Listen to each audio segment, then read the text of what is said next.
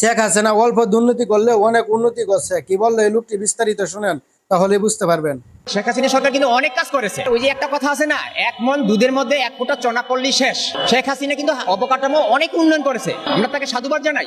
কিন্তু এই উন্নয়নটা সবচেয়ে প্রশংসনীয় হতো, সবচেয়ে গ্রহণযোগ্যতা হতো যদি এটাতে দুর্নীতি না থাকতো।